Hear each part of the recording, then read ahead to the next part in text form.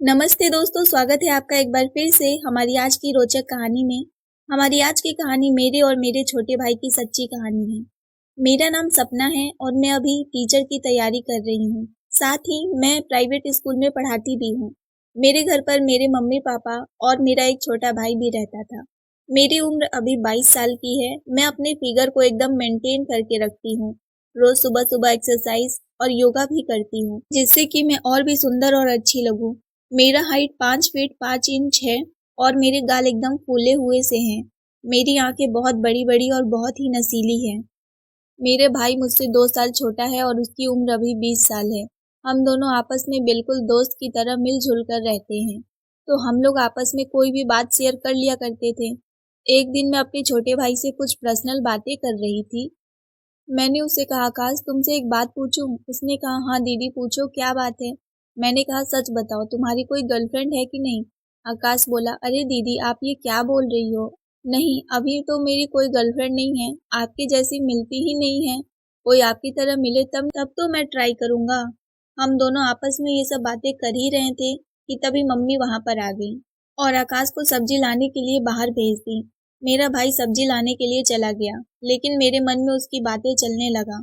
उसके मुंह से ये सब सुनकर मैं बहुत हैरान हो गई थी कि उसे मेरी जैसी गर्लफ्रेंड चाहिए। अब तो मैं सिर्फ अपने भाई के बारे में ही सोच रही थी। इतना सोचते-सोचते पता नहीं कब मैं सो गई। मुझे कुछ पता ही नहीं चला और जब मैं उठी तो अपने रूम से बाहर आई, तब मैंने देखा कि घर पर कोई नहीं था। शायद मम्मी और भाई अभी तक मार्केट से घर नहीं आए थे। तो फिर मैंने सोचा चलो मैं चलकर तब तक नहा लेती हूँ। मैं बाथरूम में नहाने के लिए चली गई और जैसे ही मैं नहाकर बाथरूम से आई तो मैंने देखा कि मम्मी और भाई भी मार्केट से आ गए थे। फिर हम लोग आपस में कुछ बातें किए और उसके बाद वो अपने कॉलेज चला गया और मैं अपने कॉलेज चली गई। लेकिन मैं कॉलेज में तो थी, लेकिन मेरा ध्यान अभी भी मेरे भाई की बातों में ही लगा था, क्योंकि अभी तक किसी ने मेरे ऊपर ट्राई नहीं किया था। तभी मेरे पास एक मेरी दोस्त आई और बोली, क्या हुआ सपना? तुम क्या सोच रही हो? मैं बोली, नहीं कुछ नहीं। फिर अचानक से मैं उससे पूछी कि रचना एक बात बताओ, कोई आइडिया है कि कैसे पैसा कमाया जाए? क्योंकि अब तो हमारे कॉलेज भी खत्म होने को है। फिर रचना मुझे बोली कि अरे यार, हम लोग के लिए पैसे कमाना तो बहुत ही छोटी बात है। थोड़ी देर बाद कॉलेज की छुट्टी हुई और हम सब घर जाने लगे। मैं अपने घर जा रही थी और मेरी दोस्त अपने घर जा रही थी। तभी रास्ते में मेरा भाई आकाश मुझे दिखा। उसे देखकर मेरा तो दिमाग ही घूम गया और मुझे बहुत गुस्सा आ रहा था। वो तो 3-4 लड़कियों के साथ घूम रहा था। मुझे देखकर बहुत ही जलन हो रहा था, क्योंकि वहाँ पापा इतनी मेहनत करके पैसा कमाते हैं और ये यहाँ पर पढ़ाने की वजह पैसा बर्बाद करने में लगा है। फिर मैं उसे उस वक्त तो कुछ ना बोली और घर चली गई। मैं घर पर उसका इंतजार कर रही थी और मैं बहुत गुस्से में भी थी। मैं मम्मी-पापा से ये बात बताने के बारे में सोच रही थी, लेकिन मैंने अभी तक उनसे कुछ भी नहीं बताया था। शायद उन्हें ये सब बात सुनकर दुःख पहुँचे, तभी आकाश घर पर आया। वो आते ही सीधा अपने कमरे में चला गया। फिर मैं भी उसके कमरे में गई, तो देखी कि वो आराम से टीवी देख रहा था। मैं उससे बोली, आकाश तुम सच बताओ, बाहर स्कूल के नाम पर लड़कियों के साथ घूमा करते हो ना? तुम उन लड़कियों के साथ मत रहो, वरना तुम्हारी ज़िंदगी वो बर्बाद कर देंगी। तभी आकाश बोला, नहीं सपना दी, उनके साथ घूमने में तो मुझे बहुत अच्छा लगता है और बहुत मज़ा भी आता है। आप ही बताओ, यही तो उम्र है ना घूमने के लिए। मैं अभी नहीं मज़े करूँ तो कब करूँगा? वो भी बहुत गुस्से में ये सब बातें मुझे बोल रहा था। फिर मैं उसे बहुत समझाई कि ये सब गलत है, तुम मत करो।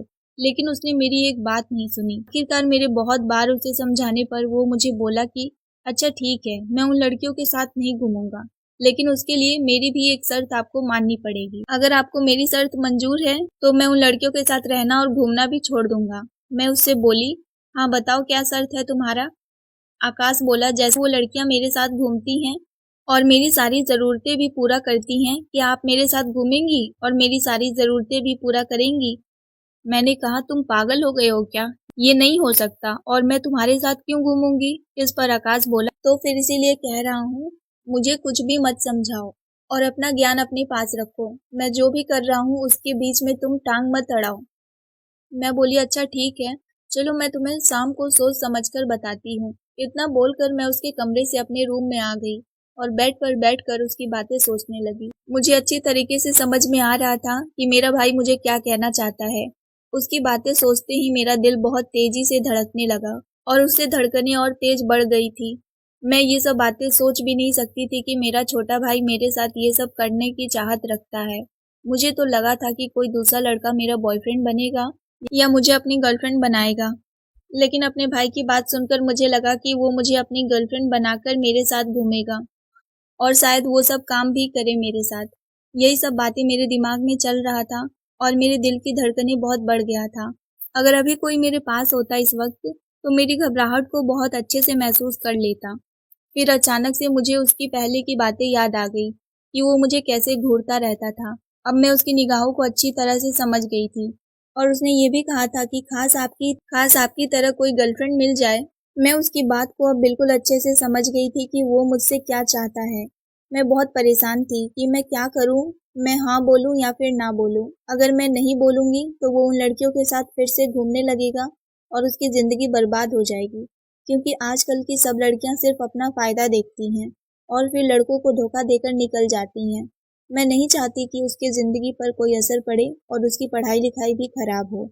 और अगर मैं उससे हाँ बोल देती तो वो मेरा अपना छोटा भाई था। फिर कुछ देर सोने के बाद मैं सोची कि चलो कोई बात नहीं, वो मेरा अपना छोटा भाई है और मुझे भी तो उसकी ज़रूरत है ना।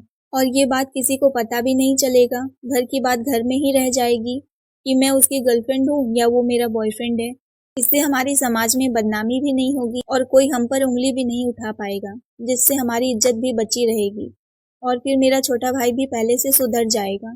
यही सब बातें सोचते रात हो गया था और मुझे पता नहीं कब आँख लग गई। जब मैं सुबह के 5 बजे उठी तो अपने छोटे भाई आकाश के कमरे में गई।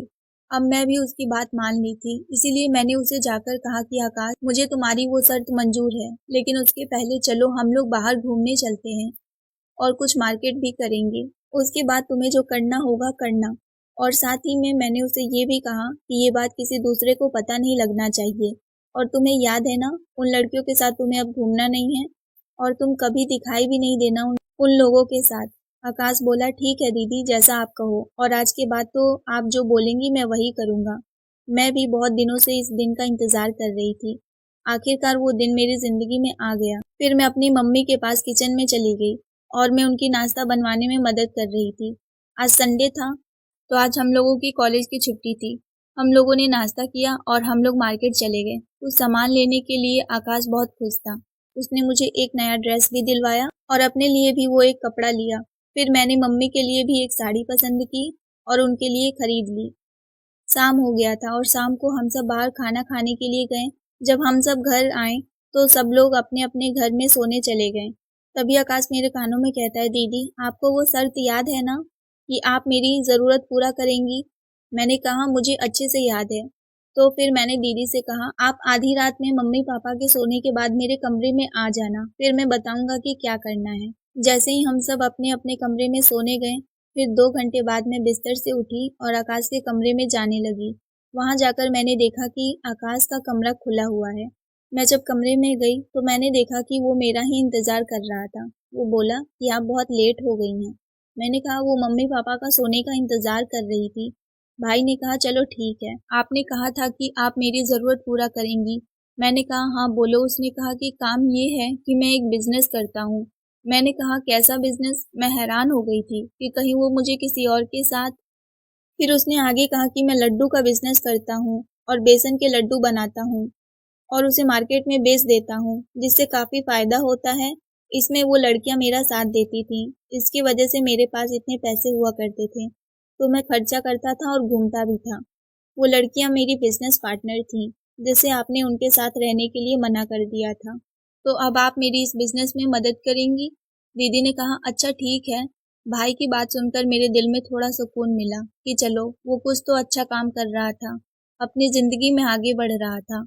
मैं तो उसे गलत समझ बैठी थी कि वो 2 नंबर का काम करके आगे बढ़ रहा है और इतने पैसे उड़ा रहा है, लेकिन वो ईमानदारी से अपना काम कर रहा था। तो फिर भला मैं उसका साथ क्यों नहीं देती? हम दोनों भाई-बहन मिलकर रात में 5 किलो तक लड्डू बनाए और फिर सुबह में मेरा भाई उसे मार्केट में जाकर बेच दिया, जिसमें से उसने आधे पैसे मुझे भी दिए और आधे पैसे वो रख लिया। दोस्तों, कभी-कभी हम किसी के बारे में कुछ ज़्यादा ही गलत सोच लेते हैं। इसीलिए किसी के बारे में कुछ भी अपनी तरफ से सोचने से पहले उसे ज़रूर पूछें कि क्या चल रहा है। क्या पता वो इंसान सही हो और आप उसे गलत समझ रहे हों। तो दोस्तों इस कहानी में बस इतना ही। कहानी पसंद आई हो तो वीडियो को लाइक, शेयर और सब्सक्राइब जरूर करें। मिलते हैं एक नई कहानी को लेकर, तब तक के लिए आप सबका धन्यवाद।